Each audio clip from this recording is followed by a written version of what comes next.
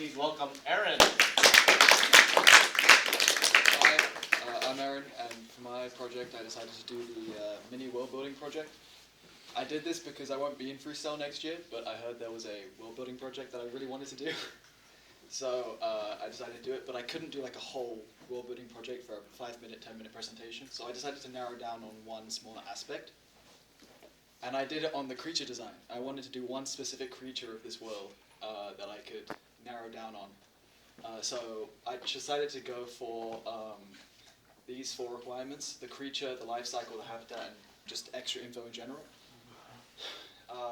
So I went for the dragons, but like not really. So hearts, the point of this world, the hearts are the world's most efficient fuel source, which means wars would not be fought over territory, but instead, like human heart.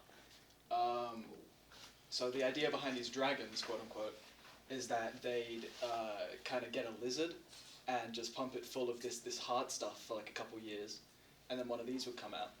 And the point is that it's more of a biological tank. It'd be bulletproof, it'd be impenetrable to pretty much anything. And I think just some really cool scenes would come out of it, to be honest.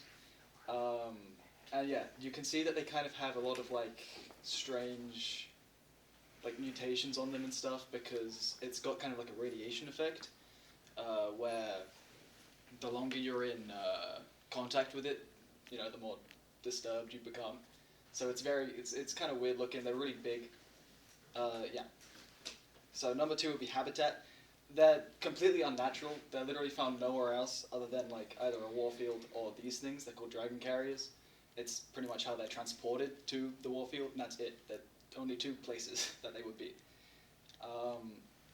Their life cycle is also really short because they have a tank of molten tar built into them, like from birth.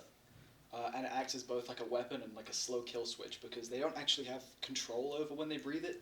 It's just whenever they would open their mouth, it would just kind of come out. And since they can't be killed, they also can't be killed by like the people that send them. So they just slowly kind of boil themselves alive with the tar. So by the time the battle's over, the dragon's also kind of gone. And then some important extra information, I'd say, is they're really, really expensive. So since heart's the most efficient fuel source, hearts are extremely expensive. And a single dragon would cost probably like around 12 million of them over like a period of like 12 years. And also you don't actually get any hearts out of it because they're all kind of burned. And they're only made by one country that has enough hearts to do that, because they're really, really expensive. They're also completely uncontrollable. Because you have like religious scriptures and symbols found on like the front of these things that that bring them to the thing, just in hopes that it won't wake up before they arrive to the battle. It's a huge risk to both resources and manpower, because if it wakes up before it gets that, then there's literally nothing that can be done about it. It's kind of just you gotta pray. And there's 2 different ways that they would be brought to a battlefield. There's this one called a carrier, where basically you just have they're like 50 meters long, they're massive, and you just have like 30 people that'll bring it over there, get it like a mile away from the battlefield, and then just hope it wakes up in time. And then you have a breacher. It's like kind of like a primitive airship type thing. You can kind of see it on that. And these are this is for when you want to send it in the middle of the battlefield, because you can just drop a dragon from like however high you want it'll live. But these are like less commonly used, because if it wakes up beforehand, it's a lot more expensive to lose one of these. Yeah.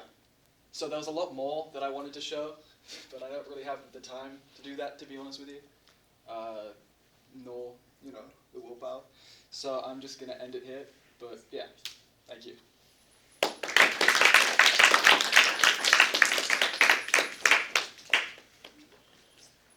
How did you come up with the idea for it? I don't know. I just kind of did. It just happens. Were there any other universes or stories or anything that was like a big inspiration for you for this, or was it just? That's a good question.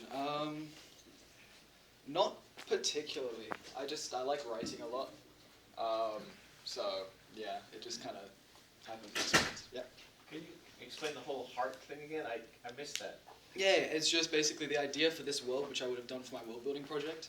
It's just a simple concept where human hearts, instead of like oil or whatever, it's human hearts. They're really efficient for fuel. So that's what's used instead. Yeah. How are enough harvested enough to be practical? enough harvested.